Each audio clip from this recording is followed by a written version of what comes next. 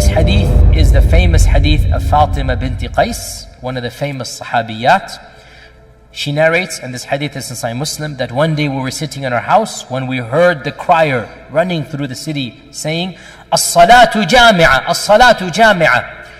As-salatu jami'a is how the Prophet ﷺ would call the Sahaba to the masjid when there was an issue other than the 5 salawats. The adhan is not given. You have an announcement. Come to the musalla, come to the musalla. That's how they would do that. As-salatu jami'a simply means come to the musalla. That's what it means now. Even though it technically means come and pray, but the meaning here is come to the masjid. So, Fatima says, I rushed to the masjid to see what was happening. And I prayed with the Prophet ﷺ. And I was in the first line of the women, right behind the men.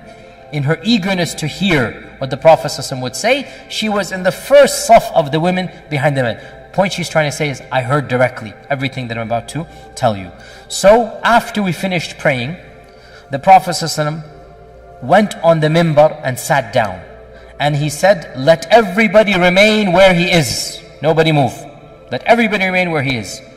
Do you know why I called you? They said, Allah and His Messenger know best. He said, I did not call you today to give you an advice or a lecture to cause you to cry or to fear Allah. That's not the reason. Maw'idah, no khatira today. I didn't call you. But rather, I came to tell you what Tamim ad-Dari came to inform me. Tamim ad-Dari. Who is Tamim ad-Dari? I have a lecture about him online very briefly, about one of the, my series about the Sahaba. Tamim ad-Dari was one of the few Sahabi who was a Christian and then embraced Islam. The majority of Sahaba were pagans. Very, very few were Jewish or Christian when they embraced Islam. Very few. And of them is Tamim ad-Dari. So he's one of those group of Sahaba who was Ahli Kitab and he embraces Islam, and of them is Tamim ad-Dari. And so Tamim ad-Dari came to me embracing Islam, and he told me a story that happened to him many, many years ago. Now, Tamim ad-Dari is from one of the tribes up north, and those tribes were seafaring tribes. They would ride the ocean. The Quraysh were a non-seafaring tribe. The Quraysh despised the ocean. The Quraysh did not like riding on the ocean. And that's why the Quran is full of references. فَإِذَا رَكِبُوا فِي الْفُلْكِ. The Quraysh did not like the ocean. And few of the Qurayshis rode on the ocean. And that's why when our Prophet ﷺ saw a dream where some of his own Sahaba were riding the oceans, conquering other lands, he laughed and he said, I saw my own ummah shall be riding on the waves like kings, riding horses and steeds, galloping, and they shall be conquering, oceans. And so Tamim ad-Dari, he came to embrace Islam. And he came in the 9th year of the Hijrah, and he came to in those days they sent the delegations to embrace Islam. And when he came, he told the Prophet ﷺ about something that happened to him many, many, many years ago. He said, Ya Rasulullah, let me tell you an interesting story. Let me tell you something that when I was an earlier young man, a Christian, this is what happened to me. So when he told this story, the Prophet ﷺ then called the Sahaba and said, here is Tamim ad-Dari, let me tell you what he told me. That's the hadith here, okay? Now, it's a very long hadith, and you will find it. Where will you find it, guys? Online. I gave you the reference right now. Sahih Muslim. The story goes as follows, that Tamim ad-Dari says when he was a younger man, that he was in a ship of around 30 people from the tribe of Judham and Lukham. These are Christian Arab tribes up north, and he was from those tribes. And once a very severe storm came in the ocean, and for 30 days they were lost at sea. After there were 30 days, they were lost at sea. They had no clue where they were until they came to a faraway, ocean that they could not recognize, and they saw an island in the distance. So some of them, Tamim ad-Dari and a few of them, took the smaller boat to go get some water, to go get some food. So every large boat has that small boat to go in. So they took that smaller boat to go to that island, and when they landed on that island, they met a very terrifying animal. A beast that could speak to them, a dabba that could speak to them. And we'll mention the dabba when we come to one of the 10 signs. The dabba that could come to them. And this beast was unrecognizable. Like, call him what? Bigfoot or something. Although the hadith did not describe him. It simply says, a beast that's very hairy. just nothing but hair, and could speak. And Tamim saw this and his people, and they were terrified. And the beast said, come with me. I'm going to take you to my owner or my master.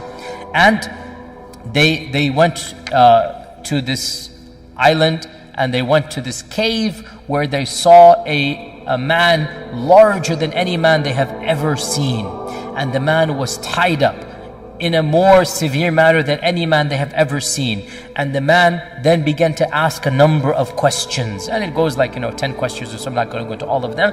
And they were so terrified, they just responded one after the other.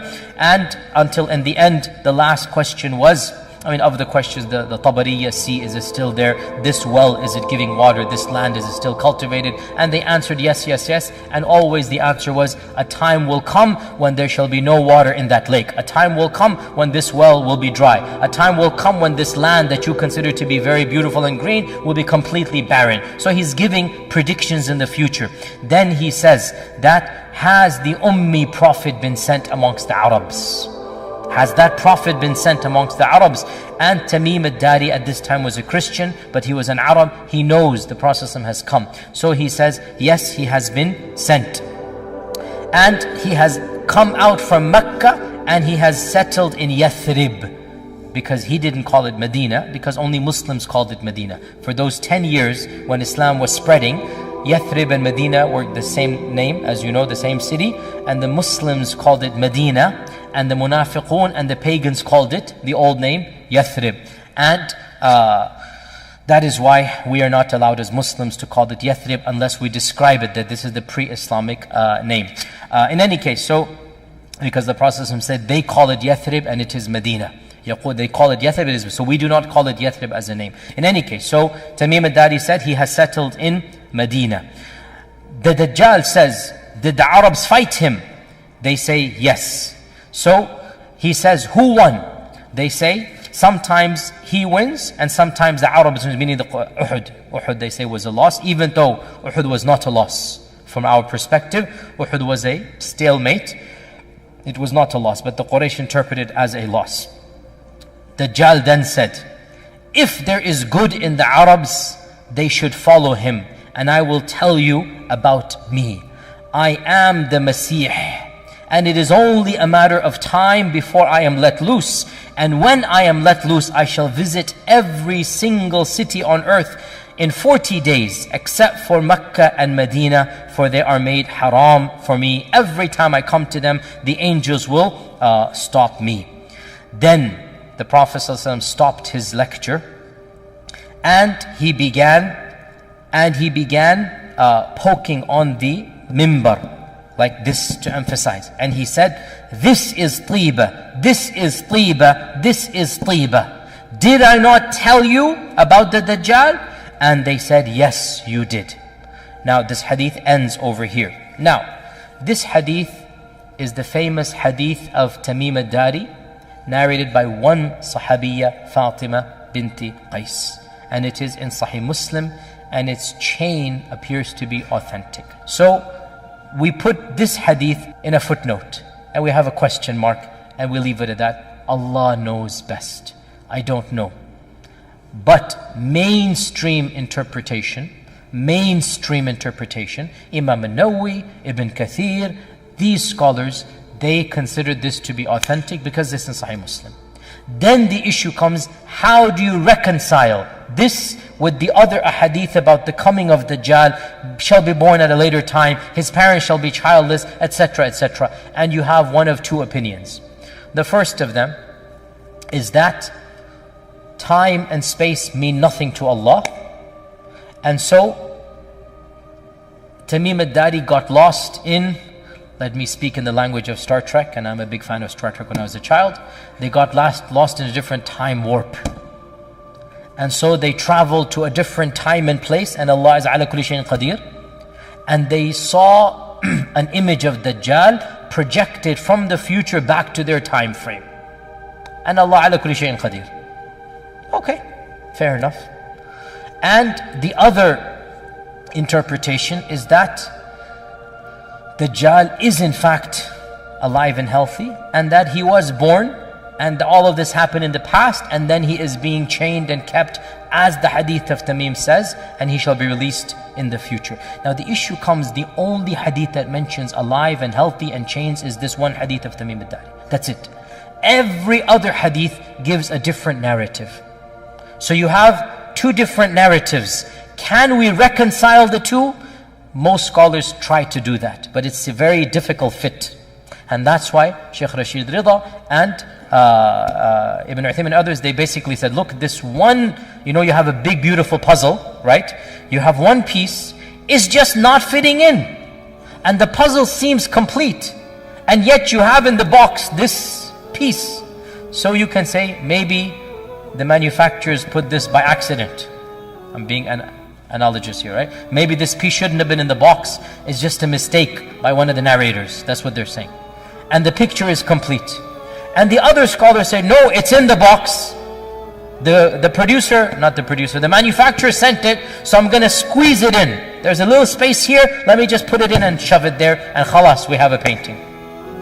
Which version do you want to follow? I leave it to you.